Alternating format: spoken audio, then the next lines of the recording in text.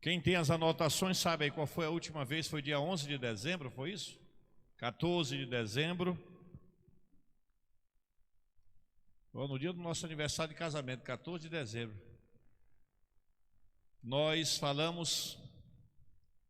demos uma parada em Apocalipse, que é o livro que nós estamos estudando, e nós vamos retomar os nossos estudos. E para a gente retomar e ficar tudo muito fresquinho na nossa mente, a gente vai voltar um pouco a todo aquele assunto que nós já estudamos, dando assim uma passada geral, para chegarmos no ponto em que nós paramos, para a gente poder ter assim um aproveitamento, um aprendizado e um aproveitamento o melhor possível. Antes de a gente começar a nossa recapitulação, quero dizer para os irmãos o seguinte: existem muitas especulações na Bíblia, na internet, eu acompanho isso, eu faço questão de ver, não apenas para obter conhecimento, mas também para ver certos absurdos aí que a gente encontra de várias interpretações. Parece assim que muitos pastores, eles têm dificuldade, o que não é o meu caso, de dizer que não sabe determinada coisa.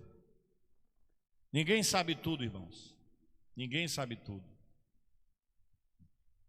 E para mim tem sido um grande desafio ensinar a igreja sobre o Apocalipse. Eu relutei muito, porque é um assunto que todos os homens sérios, teólogos, biblistas, exegetas, hermeneutas, essa turma aí está toda dentro dessa área, que estuda a palavra no original, no grego, no hebraico, nas fontes, no alemão, que é a língua mais próxima do hebraico, que do alemão veio para o português de Portugal, e através de João Ferreira de Almeida chegou até nós.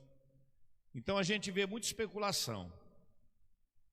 E muitas pessoas aí, pastores e pessoas até de renome, já foram infelizes em pegar o Apocalipse e determinar algumas coisas, como por exemplo a volta de Jesus, vários já falaram, o arrebatamento da igreja, já deram datas para isso. Alguns chegam a afirmar que é possível saber. Eu não estou nessa linha. Eu fico naquela palavra de Jesus que ele disse: aquele dia e hora ninguém sabe, nem o Filho. Naturalmente se explica que quando Jesus fala nem o Filho, ele está falando da condição humana que ele assumiu. Ele diz nem o Filho, nem os anjos, mas somente o Pai. E por que Jesus faz essa afirmação?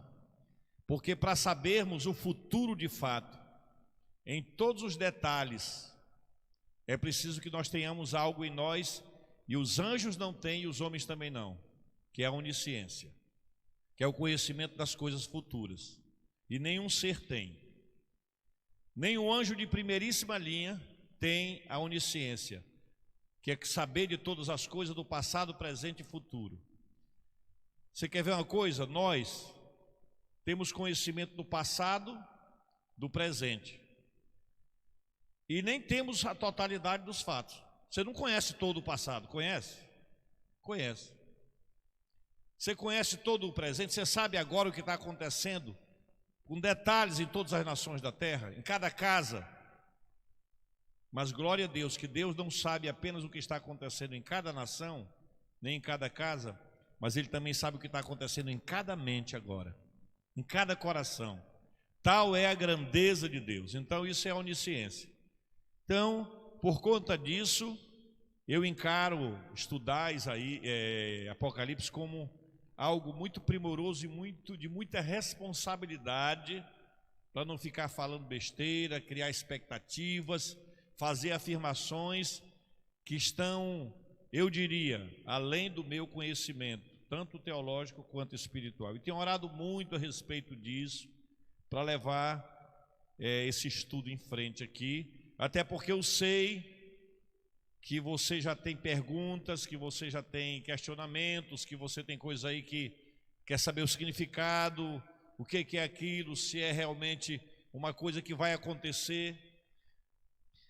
Existem, amados, 3 linhas de pensadores e intérpretes do Apocalipse, e eu não vou entrar nesses detalhes, mas eu quero dizer para os irmãos o seguinte: como é que eu vejo e como é que eu ensino para vocês, e foi essa nossa introdução quando nós começamos a falar do livro de Apocalipse. Na minha visão, o livro de Apocalipse, ele trata do passado, ele trata do presente e ele trata do futuro. Alguns teóricos dizem que ele só trata do futuro, outros que ele só trata do passado, até o 3º século, ou seja, até o ano 300 depois de Cristo. Depois é como se o Apocalipse não tivesse mais nada a nos ensinar. Ora, se essa linha estiver certa, então a gente está perdendo o nosso tempo. Não vai ter arrebatamento, não vai ter a vida de Cristo, não vai ter novo céu, não vai ter nova terra, né? Então, esse é o ensinamento que eu vou dar para a igreja, que eu já comecei, baseado na forma como eu vejo o Apocalipse. Repito para os irmãos, eu vejo o Apocalipse como um livro que trata do passado, de coisas que já aconteceram, do presente, de coisas que estão acontecendo, e do futuro, de coisas que irão acontecer ainda. É assim que eu vejo. E por que eu digo para você tomar cuidado? Porque quando a gente mistura muita comida, dá congestão. Deixa eu ver se o pastor está certo mesmo. Aí você vai lá e vai ver um camarada, talvez com boa ou com má intenção, talvez sendo usado pelo Espírito de Deus ou talvez não, trazendo para você uma outra interpretação, uma outra forma de ver, e aí o que vai acontecer? Você vai ficar simplesmente confuso. E a recomendação que eu dou a você é o seguinte: beba de fonte limpa, amém? Então diga aí para o seu irmão, beba de fonte limpa. É isso aí, beba de fonte limpa. Só abrindo um parênteses aqui, tem alguns vídeos que eu nem assisto todo, que vai me dando raiva, né? Mas aí um espertalhão falando sobre o dízimo ontem, na internet, eu fiquei assim pensando, meu Deus, assim como Deus usa os profetas para edificar a igreja, Satanás também usa para derrubar a igreja, porque é muito parecido, irmãos. São 2 linhas, assim, muito idênticas, e a gente precisa estar muito atento. E ele arranjou uns argumentos lá, terríveis, que para aquele que já quer ser infiel é um prato cheio, né? Pare e pensa assim comigo, se nós começássemos a desenvolver uma teologia baseado nos costumes dos povos antigos, quando, por exemplo, Davi teve várias esposas, não era amante, eram esposas, podia, no contexto, Deus permitiu. Por quê? Porque de acordo com aquilo que nós aprendemos com o pastor Epaminondas, existem princípios, existem regras. As regras podem ser alteradas, mudadas, os princípios são eternos. Então já pensou se a gente começa a aplicar isso e diz assim, não, mas isso estava no Antigo Testamento, ou isso não está no Novo Testamento, como se o Antigo Testamento não tivesse nenhum valor mais e apenas o Novo ou vice-versa. Amados, só abrindo esse parênteses, aliás ainda está aberto, não existe Novo Testamento sem o Antigo Testamento. Ele é a base do Novo. Na verdade, o Antigo são as profecias, as promessas, e o Novo é o cumprimento de todas elas. Desde muito que Deus fala em céu, no Antigo Testamento, e no Novo ele diz que um dia nós vamos morar lá no céu. São tantos textos que corroboram para que nós pensemos dessa forma. Então, beba de fonte segura, cuidado com o que você vai assistir, com o que você vai ouvir, não baseie a sua fé nisso, não baseie a sua fé dos desigrejados, não baseie a sua fé dizendo que a igreja não é um lugar para você estar, porque você não precisa servir a Deus, e eu não conheço outro lugar para você servir a Deus que não seja a comunidade, a igreja, e assim por diante. Verdade é que até o século 3, que até o ano 300, não haviam igrejas e templos como os nossos, as pessoas se reuniam em casa, mas era a igreja. Agora imagina aqui, quem teria, nós não temos tanta gente na igreja hoje, no templo. Eu pergunto, dá uma olhada aqui, o pessoal aqui da frente, dá uma olhada aí para trás um pouquinho. Né, assim, dá só um de relance, e o de lá de trás olha aqui para frente. Inclusive os que estão dormindo, cutuca eles, acordem, irmão, que o pastor está pregando. Olha só, dá uma olhada. Fica de pé alguém aqui na igreja agora que acomodaria todas essas pessoas aqui na sala da sua casa. Alguém? Não, pastor, na minha sala cabe. Tem alguém aqui? Não tem. Por isso que as igrejas, as comunidades, os irmãos se reuniam em casas. Como a igreja foi crescendo, veio a necessidade de se construir santuários, para que o povo chegasse ali para adorar a Deus e servir o seu reino aqui na terra. Então, vamos ter muito cuidado com essas coisas que estão aí, amados, porque muita gente que não quer compromisso, que não quer um evangelho que dói, que não quer um evangelho confrontador, alguém abre lá fora, por favor, que não quer um evangelho transformador, porque a proposta do evangelho é essa, que não quer um evangelho de compromisso, que quer ouvir só o receba, receba e receba, que quer ouvir só o venha a nós e o vosso reino nada, estão entrando nessa linha, estão entrando nesse propósito, estão entrando nessa furada, eu vou dizer para vocês assim. Por que estão entrando nessa furada? Porque aí eu fico em casa, eu não sirvo a Deus, eu não contribuo, eu não me envolvo com ninguém, e se eu não faço nada disso, eu não vivo aquilo que Jesus ensinou, a unidade. E a força da igreja não é o dinheiro, a força do evangelho e do cristianismo é a unidade. E a unidade é vivida na igreja. É aqui que nós compartilhamos a nossa fé. É para cá que nós trazemos pessoas para ouvir o evangelho. É aqui que nós estudamos a palavra. É aqui que nós oramos uns pelos outros. Então a igreja dizer que o templo, que o congregar não é necessário, pode escrever o que eu estou dizendo, é uma grande mentira de Satanás. Porque ele vai contra a palavra de Deus. E tudo aquilo que vai contra a palavra de Deus vem do anticristo. Que anticristo vai ter um personagem sim, no futuro diz Apocalipse. Mas o anticristo na verdade é um sistema que já atua há muito tempo no mundo.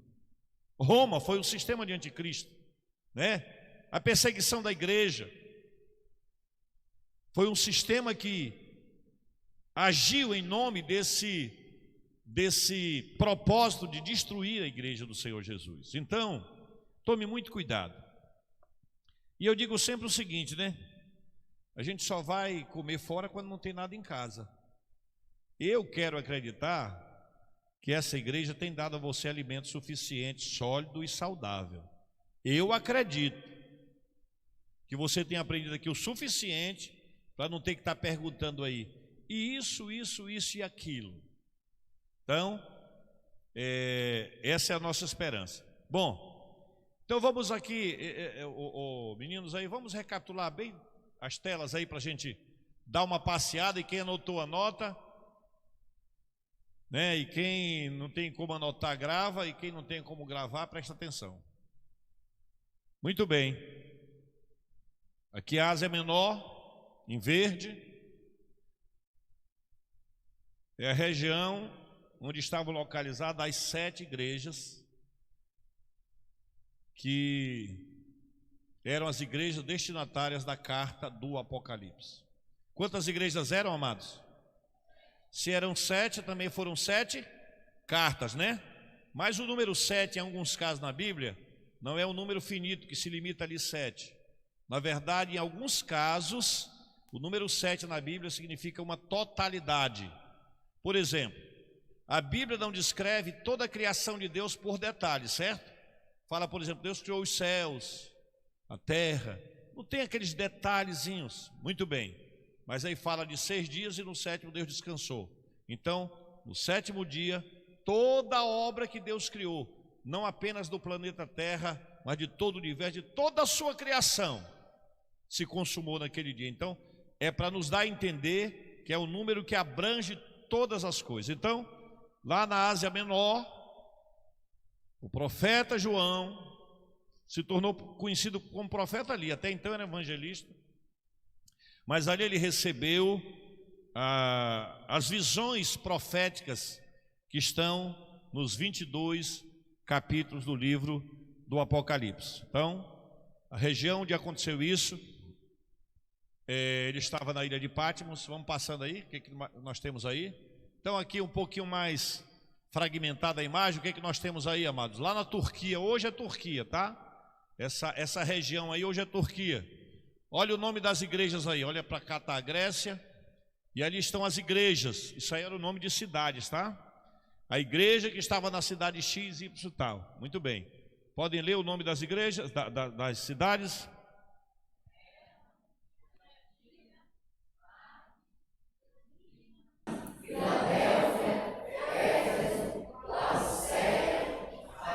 Patmos era a ilha, né, uma ilha vulcânica no mar Egeu, onde, estou recapitulando, né? Onde a ilha de Patmos ali, onde João ficou exilado como um preso por causa da palavra. Ele é muito claro, estava preso por causa da palavra do Senhor, porque ele era um homem que defendia a sua fé em Cristo, e ele ficou preso por causa disso. Já disse para os irmãos que para essa ilha, o Império Romano ele tinha 2 objetivos. Era uma espécie de uma penitenciária, de uma prisão perpétua, de um lugar onde ninguém podia fugir, porque era completamente isolada da terra, porque era uma ilha, e ali ele estava por causa da palavra de Deus. Roma tanto mandava para lá os presos políticos, todos aqueles que eles consideravam que eram contra o governo, contra o império, contra o imperador, contra o culto ao imperador. Então eles eram mandados para lá, e também eles exploravam a extração de pedras na ilha de Patmos para as suas construções. Ok? Estamos indo bem até aí? É isso aí que está anotado? Não, mas é para estar anotando agora, né? Vamos lá. Muito bem, só aí. Hoje, na atualidade, a ilha de Patmos tem mais ou menos, eu não sei, 300 mil habitantes, me parece. 300 mil habitantes na ilha de Patmos. Então, naquela época, ela não era habitada dessa forma, tá? E lá em Patmos tem um mosteiro dedicado a João, o evangelista, João, o profeta. João viveu ali, então eles levantaram um mosteiro, uma espécie de uma capela, assim, para marcar aquele período que João ficou exilado na ilha de Patmos, né? Muito bem, então, você já sabe. E aí nós passamos para ver que existem alguns personagens que se destacam no conteúdo de Apocalipse. É importante a gente saber disso, porque depois, conforme Deus for nos conduzindo, a gente vai trabalhando cada personagem desse, se for o caso. E eu quero dizer para os irmãos o seguinte também: se você tem um interesse um pouquinho maior, de repente, esse material está tudo com os meninos da mídia, né? Então, de repente, você pode pegar com eles ali, tá certo? Mas pode anotar. O personagem principal nem se fala. Quem é ele, hein? Ah, não, se eu fosse ele, eu ia embora daqui. Com esse, do jeito que vocês falaram, eu ia embora. Eu ia embora já. Eu estou querendo ir, imagina Jesus Cristo. Que vocês falaram com uma empolgação que eu fiquei todo arrupiado. Quem é o personagem principal do Apocalipse, amados? A Ele a glória, hoje e eternamente, amém. Ele é o personagem central. Pastor, eu achava que era João, porque não. João era apenas servo. Servo, o personagem central do Apocalipse é o Senhor Jesus Cristo. Glória a Deus. Aí nós temos Jesus Cristo, quem mais? Deus. Vamos lá, anjos. Olha aí, o pessoal está afinado. João.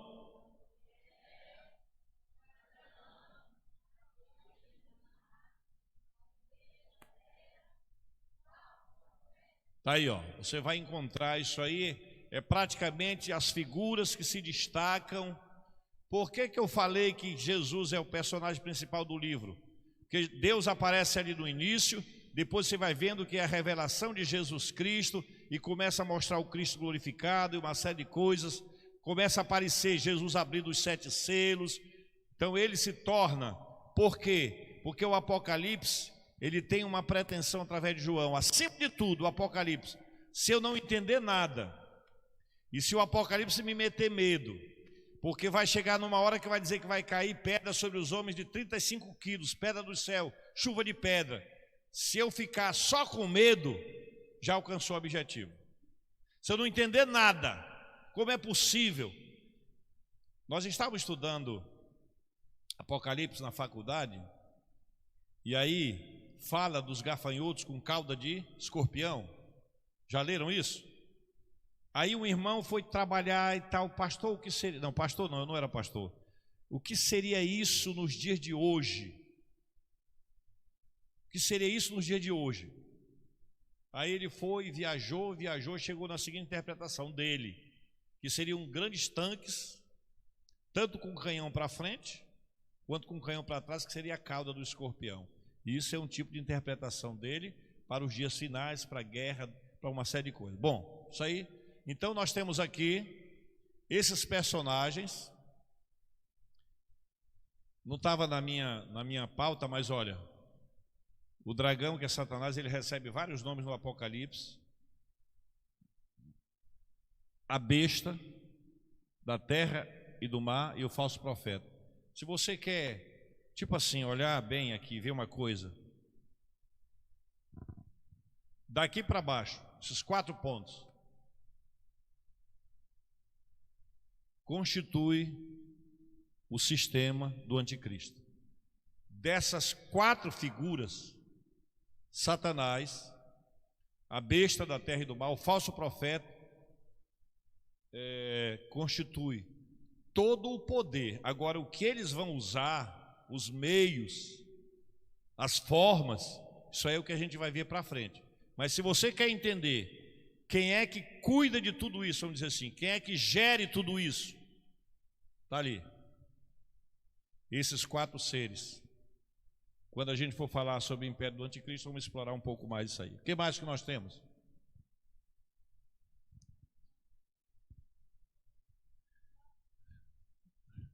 Tem esse irmão prólogo, que ele não está na igreja hoje, né? Ali, só para gente, nós estamos fazendo, afinal de contas, nós estamos com quase 12 meses parados, né? E tem um na igreja que reconciliaram hoje, vieram hoje, depois desses 12 meses. Recapitulando. Sim, ok. Vai lá, olha aí. O esboço do livro de Apocalipse, do prólogo, ali no início. O que são aí? Podem ler? Bem alto.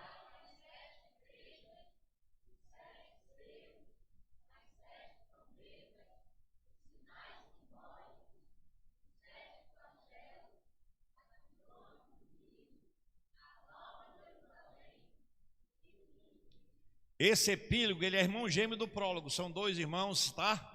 São O prólogo é mais velho, tá? É mais velho o prólogo, né? E o epílogo é mais novo. Eles, assim, nasceram primeiro, igual Esaú e Jacó, tá certo? Irmãos, só uma questão assim sobre João.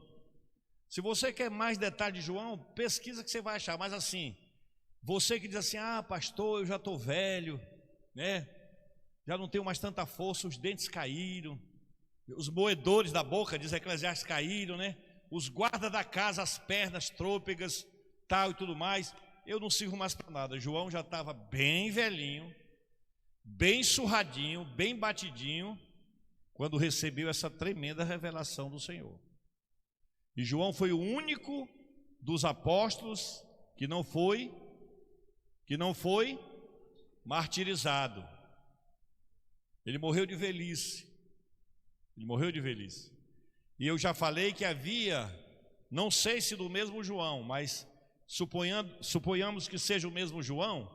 Jesus falou um dia para Pedro: e se eu quiser que ele não morra, ele fique vivo até que eu volte.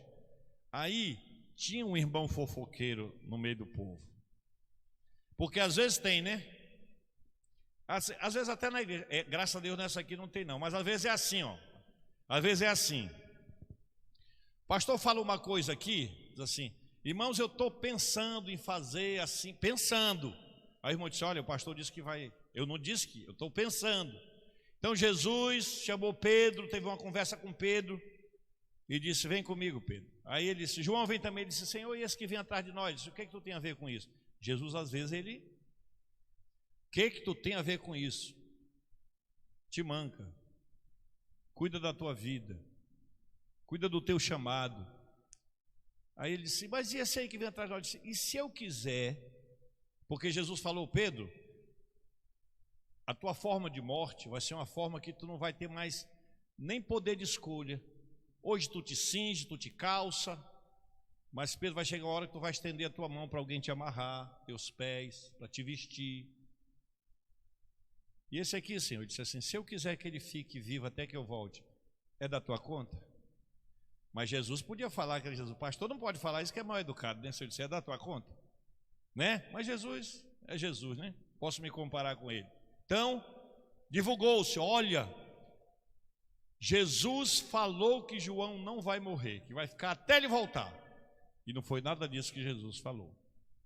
Então João foi exilado. Ele diz no início do Apocalipse, por causa da palavra, do testemunho que ele dava. E qual era o testemunho que João dava, amado? Não está escrito lá. Mas o testemunho dos apóstolos era único. Qual era o testemunho deles? Existe vida após a morte, porque Jesus ressuscitou. Essa era a grande afirmação do Evangelho. Era a grande pregação da época dos apóstolos. A afirmação era: Jesus ressuscitou. Tanto é que o sinédrio se reunia, os homens se reuniam para questionar: olha, qual é o problema desse povo chamado cristão, que eles chamavam também de o caminho? Cristãos foram chamados na igreja de Antioquia, né? Pela primeira vez os discípulos foram chamados de cristãos, mas chamavam de o caminho, porque estavam seguindo Jesus. Qual é o problema desse povo? É que eles ficam afirmando que um tal de Jesus, que foi crucificado pelos romanos, assim, ele ressuscitou. E todos eles, amados, morreram martirizados por causa da fé que eles tinham na ressurreição de Jesus. João não foi martirizado, morreu bem velhinho, mas morreu afirmando: Jesus está vivo. Glória a Deus. Inclusive ele diz: olha, o verbo da vida que os nossos olhos viram e as nossas mãos tocaram. Que coisa gloriosa, né? Mas sabia que você é um bem-aventurado? Porque você nunca viu Jesus e nunca tocou nele, mas você está aqui por causa dele, que você crê que ele está vivo. Diga, irmã.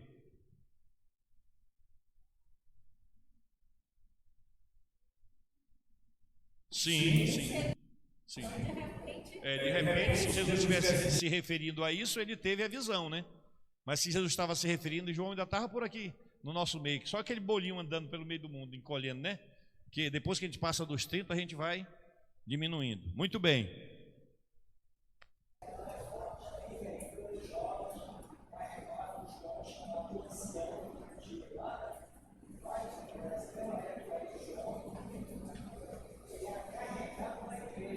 Ele era levado, tem um filme que retrata muito bem isso. Ele era levado tipo num leito, né? Numa maca, e ali ele, deitado mesmo, ele ensinava a igreja.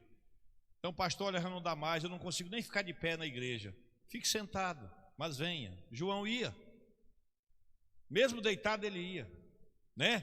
Vontade está na cara. Ele podia muito bem dizer: gente, eu vou fazer o seguinte, leva lá meu recado para o povo. Não, ele fazia questão de ir lá ensinar o rebanho que Deus tinha confiado a João.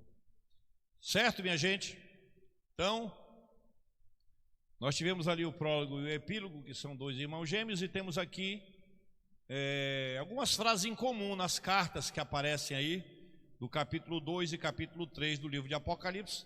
Algumas frases que foram faladas para todas as 7 igrejas, que, como eu falei, não é um número limitado, mas serve para nós nos dias de hoje. Quando nós formos estudar minuciosamente as cartas, cada uma delas, nós vamos observar repreensões, reprovações, elogios e advertência de Deus ali naquelas cartas, salvo 2 igrejas que Deus, que a gente vai ver para frente. O que nós temos aí então em frases comuns nas cartas que foram enviadas às igrejas da Ásia, aquelas que vocês leram agora há pouco? Podem ler? Até aí, só um pouquinho. Então a gente sabe que havia um anjo, só a nível de informação. Alguns acham que estava falando de um anjo mesmo, mas na verdade era um pastor, a gente entende, era um mensageiro, aquele que tomava conta daquela igreja, aquele que vivia com aquele povo, aquele que conhecia aquela realidade. Então, vamos dizer assim, aos pastores da igreja, escreve, né? Depois vem uma outra coisa que Deus mostra a sua onisciência, dizendo que seja qual for o nível da igreja, Ele conhece tanto a igreja aprovada quanto a igreja reprovada, tanto a igreja consagrada quanto a igreja relaxada, tanto a igreja fiel como a igreja infiel. O que Ele diz? É uma afirmação, eu conheço. Então, gente, eu tenho pensado muito assim, que às vezes nós não temos a consciência, muitas vezes, do que é um culto, uma coisa simples. E às vezes a gente entra na igreja, no santuário, para cultuar, mas não sabe nem o que é um culto. Não que não tenha sido ensinado aqui. O que eu quero dizer com isso? A gente entra e sai e não sabe o que aconteceu espiritualmente falando. Mas sabe a cor da roupa que alguém veio, o sapato, a bolsa e tantas outras coisas que não tem nada a ver com o culto em si.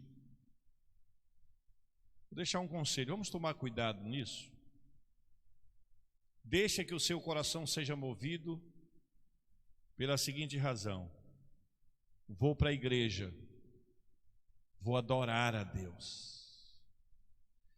Se você vier para cá com qualquer outra motivação que não seja essa, não é mais culto. Você entendeu ou não?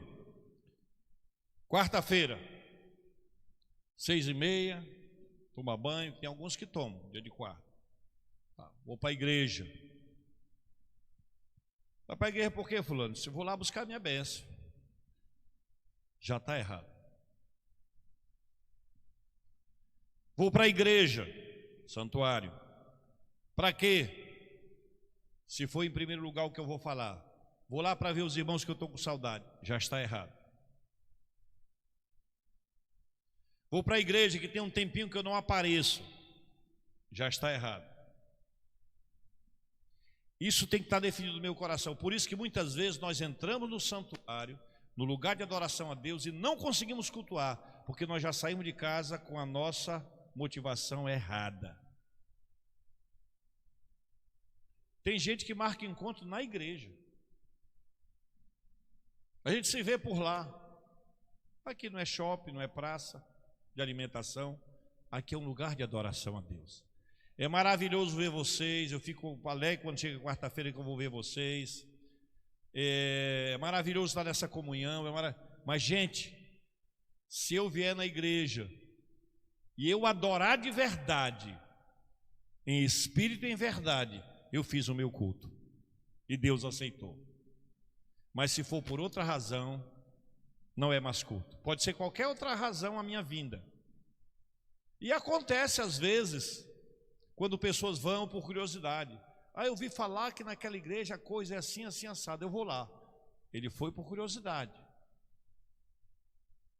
Isso a gente não diz para aqueles que estão começando a fé, para aqueles que são convidados, mas eu estou falando para aqueles que são da casa e principalmente que já estão há muito tempo na igreja.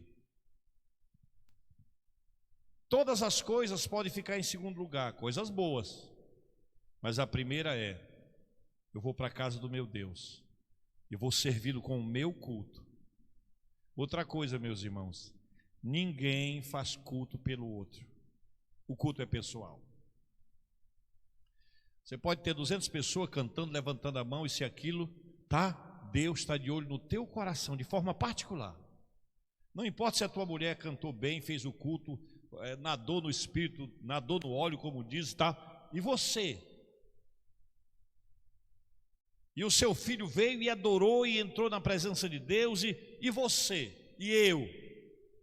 Então, vamos trazer isso para nós, para o nosso coração, como desafio pessoal. Eu venho nessa casa para adorar a Deus, e Ele pode me curar na hora que eu estiver adorando. Ele pode resolver um problema na hora que eu estiver adorando.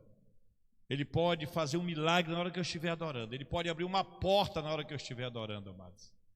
Então, essa deve ser a razão pela qual nós chegamos na igreja.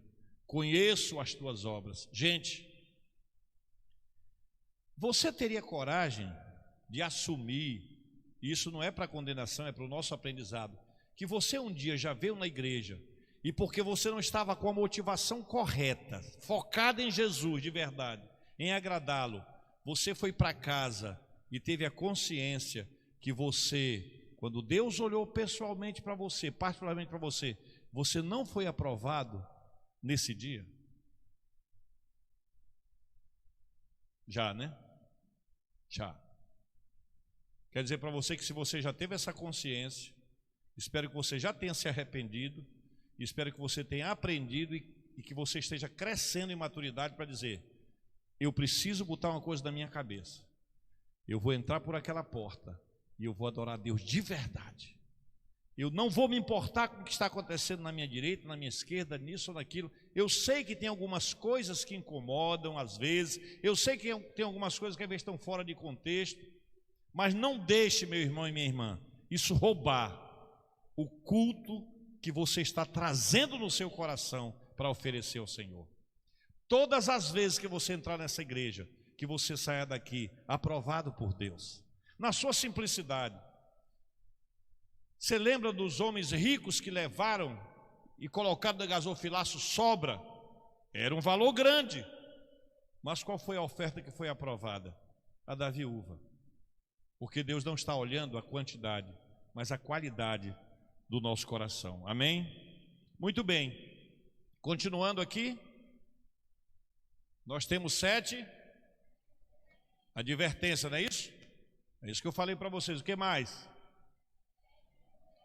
E uma outra frase que tem muito em comum é: quem tem ouvidos, ouça o que o Espírito diz à igreja. Qual o próximo? Seria aquele, Hamilton? A visão do Cristo glorificado nós já vimos, não é? Já vimos a visão do Cristo glorificado. Quem estava aqui na noite que nós falamos sobre a visão do Cristo glorificado? Levanta a mão e diz: eu estava.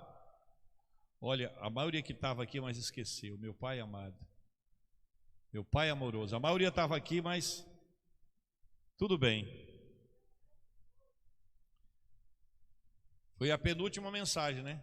Dia 7, depois dia 14. Nós falamos sobre o Cristo glorificado. Falamos ali dos pontos que João descreve, aquele ser extraordinário que ele viu, né? E foi uma visão tão poderosa, tão extraordinária, que a Bíblia diz que quando ele viu, ele desmaiou. Ele desmaiou. Querem que eu fale um pouco mais disso ou não? Podemos passar. Hã? Pode passar, é isso?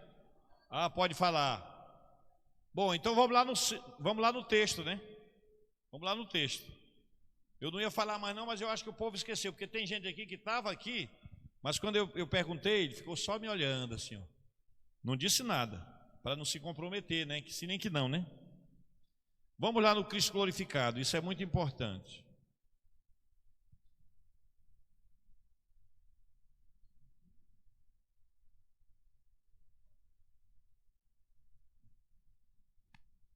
Todo mundo procura aí, acha aí.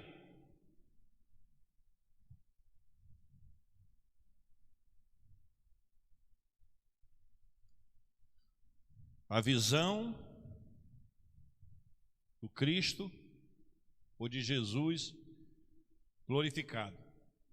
O texto por si já vai descrever toda aquela glória, aquela exuberância, aquele poder, aquela manifestação que João teve o privilégio de ver. Vamos ler então? Do 9 até o 20, é? Vamos lá.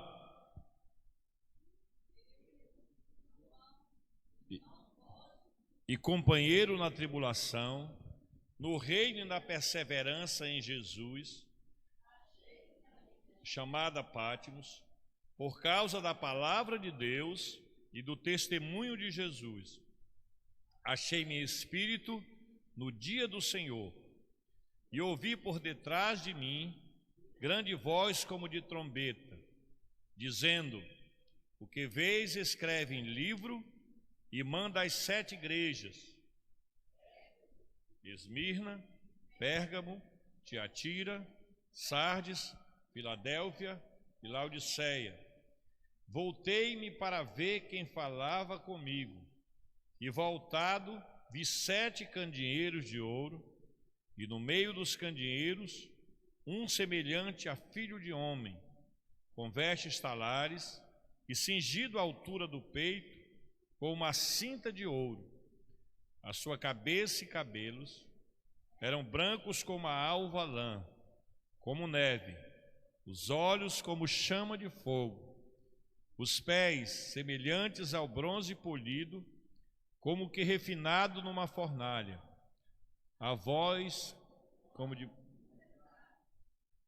Tinha na mão direita 7 estrelas, da boca saía-lhe uma afiada espada de 2 gumes, o seu rosto brilhava como o sol na sua força. Quando o vi, caí a seus pés como morto. Porém ele pôs sobre mim a mão direita, dizendo: não temas, eu sou o primeiro e o último, e aquele que vive. Estive morto, mas eis que estou vivo pelos séculos dos séculos, e tenho as chaves da morte e do inferno. Escreve, pois, as coisas que viste, e as que são, e as que hão de acontecer depois destas. Quanto ao mistério das 7 estrelas que vistes na minha mão direita, e os 7 candeeiros de ouro, as 7 estrelas são os anjos das 7 igrejas, e os 7 candeeiros são as 7 igrejas. Então aqui está a visão que João teve. Ela foi tão estupenda, ao mesmo tempo que muito linda, também assustadora, porque ele ouve atrás dele uma voz como a voz de muitas águas, estrondo, uma voz que ecoava por todo o universo, por todo o céu, por toda a eternidade. E quando ele ouviu essa voz, ele voltou, porque a voz falou por trás dele.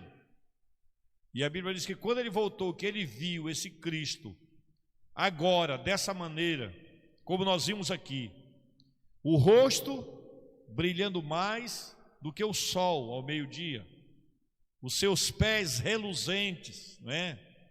Vestido com aquela túnica sacerdotal, na altura do peito uma cinta de ouro, cabelos alvos como a lã, olhos como chama de fogo. Meus irmãos, imagine você se deparando com um ser desse.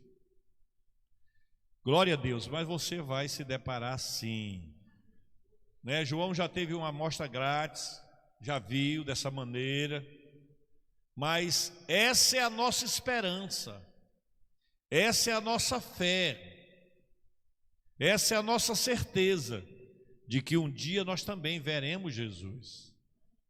Só que João, por que aconteceu isso com João, irmãos? Por que João desmaiou? Será que nós vamos desmaiar também, Isaías? Quando a gente vê diante dos nossos olhos o Cristo glorificado? Vamos ou não, amados? O que vocês acham? Quem acha que vai, diga eu vou. Não, não vai para o céu, é isso? Ah, não vão ver. Mas e por que João, nós somos melhores que João? Por que ele desmaiou? Nós vamos ver Cristo na sua glória plena. Quem vai ver e tem essa certeza, diga amém. Por quê? Detalhes, né?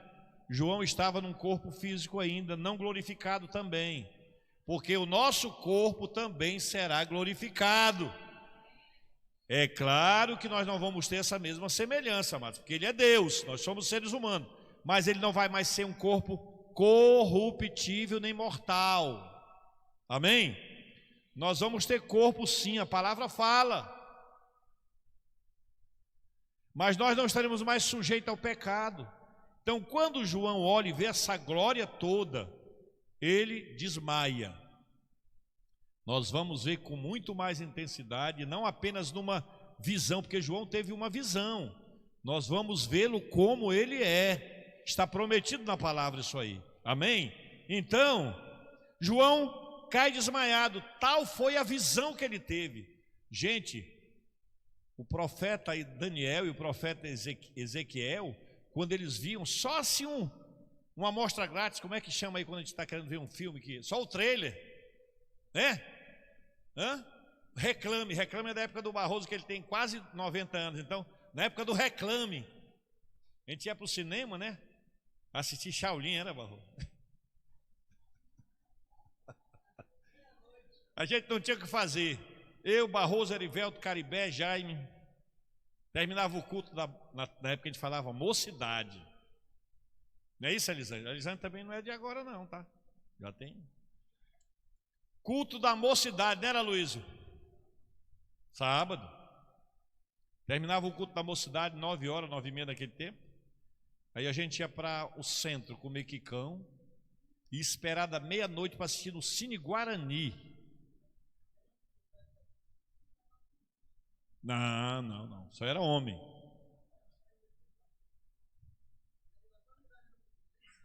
Sim, Bruce Lee, Shaolin, não sei o que mais lá. Isso e aquilo, né? Eu aprendi só o grito. Daqueles golpes todinho só aprendi o grito até agora do karatê.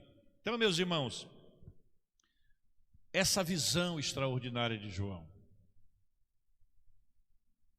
sabe? E ele ouve, o que chamou a atenção de João foi a voz. Uma voz inconfundível, mas agora ampliada, sabe Deus por quantos decibéis aí, que é o que mede o som, não é isso? Decibéis aí, o pessoal que entende de som. Como voz de muitas águas. Você já ouviu o barulho de uma queda d'água? Negócio imponente, contínuo. E ali João foi olhar para trás, e quando ele olhou, e quando Daniel, Ezequiel tiveram visões de Deus, do trono de Deus, dos querubins, da majestade de Deus, eles adoeciam, amados. A presença de Deus, a glória é tão impactante. Por isso que quando Manoá, não é Manuel, não é Manoá mesmo, e a esposa dele viram o anjo, disseram: vamos já morrer. Também o outro que disse que ia morrer foi Moisés, mas teve o outro aí, o Gideão. Viu o Senhor, aí o Senhor tem misericórdia, você não vai morrer. Só que eles viram ali, por exemplo, Gideão, o outro que eu falei, Manoá, eles viram naquele fenômeno que existe chamado teofania. Deus se materializou e veio em forma de um ser humano, mas um anjo. Mas Deus falou para Moisés: Moisés, ninguém no estado em que você está pode me ver e ficar vivo. A minha glória, oh Deus, a minha santidade, a minha perfeição, a minha majestade é tão grande que se alguém me vê, morre. E a Bíblia diz que quando a glória de Deus desceu sobre o Monte Sinai, ele fumegava e balançava, gente. Estrondava. E a presença de Deus, ela impôs algo tão poderoso que quando Moisés desceu de lá, o rosto dele resplandecia. Glória a Deus, amém. Que experiência extraordinária. Então João, quando ele olha que ele vê esse ser, cai desmaiado. A Bíblia diz que Jesus vai lá e coloca a mão direita sobre ele e diz assim: não fique com medo não, sou eu, o alfa e o ômega, o princípio e o fim. Eu estive morto e você viu. Agora eu já estou discutindo não, eu já estou comentando o texto. Você viu que você estava lá. Você acompanhou até o último momento. Você viu quando me cravaram na cruz, quando furaram o meu lado, quando eu gritei, está consumado. Você viu tudo isso. E eu sei que essa mensagem, que essa imagem, aliás, ficou muito impregnada na sua mente, João. Mas eu quero que você me veja agora como de fato eu sou, o Rei dos Reis e o Senhor dos Senhores. Eu estive morto, João, porque você estava lá e viu. Mas eu ressuscitei e estou vivo pelos séculos dos séculos. E sabe, João, eu tenho uma notícia para ti, João. Glória a Deus. Pode aplaudir o Senhor.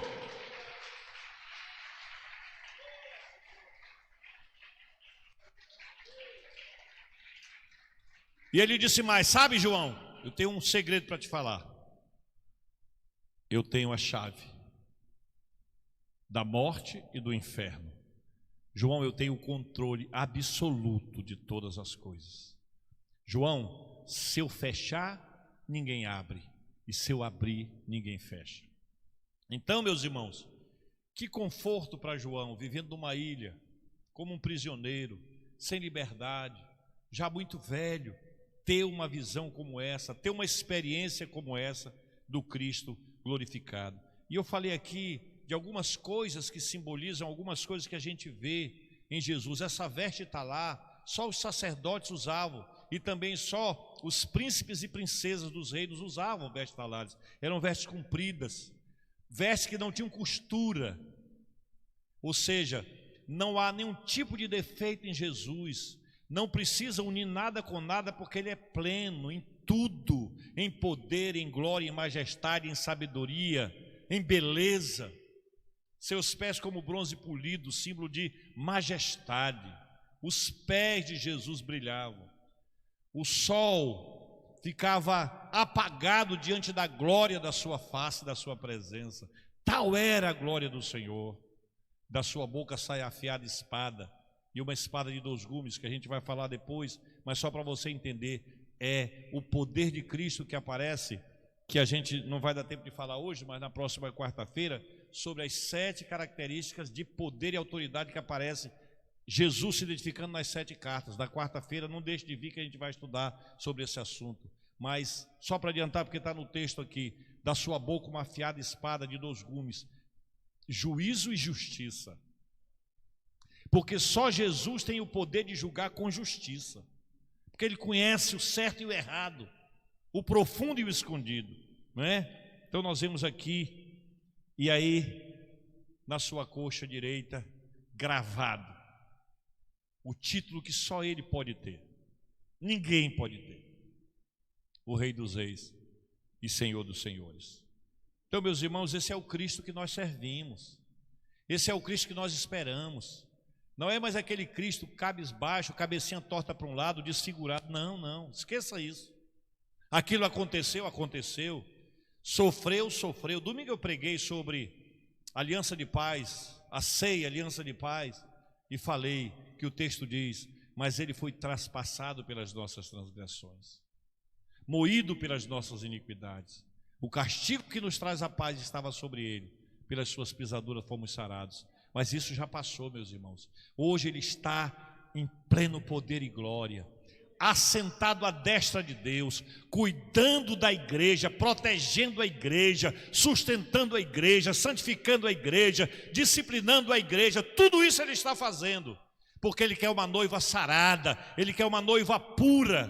Por acaso você casaria com uma noiva toda chacoalhada? Gente, não sei quando, mas eu sei que antes do arrebatamento, Jesus vai fazer um chacoalhar tão grande nessa terra, para purificar a sua igreja, para levar uma noiva cheirosa, ataviada. Qual é a maior vontade do noivo? É ver a noiva bem arrumada. Tanto é que o pessoal proíbe aí, não pode ver a noiva, né? Só pode ver na hora do casamento lá. Hã? Tem que chorar também, é regra chorar, é. Jesus vai rir. Jesus vai rir, não vai chorar não. Então, minha gente, o Apocalipse, como eu disse no início, pastor, não entendi nada, mas vem escorpião. Tem escorpião mesmo, pastor? É literal, é figurado? Não sei. As pedras que fala de um talento que representa 35 quilos, é isso mesmo, pastor? Também não sei. Diz que os escorpiões vão ferrar os homens, que eles vão morder a língua de tanta dor, vão pedir a morte, vão se jogar de prédio, de penhascos e não vão morrer. Pastor, não entendi muita coisa. Basta você entender que você não precisa passar por isso, que isso não é para a igreja, mas ela tem que estar santa, purificada no sangue do Cordeiro, com as vestes lavadas e ataviadas, para que quando aí vem o noivo, nós saiamos ao seu encontro e, como diz Pedro, não fujamos dele envergonhado. O mundo vai fugir, mas nós não. Nós vamos entrar no gozo do nosso Senhor. Que Deus nos abençoe. Até na quarta-feira.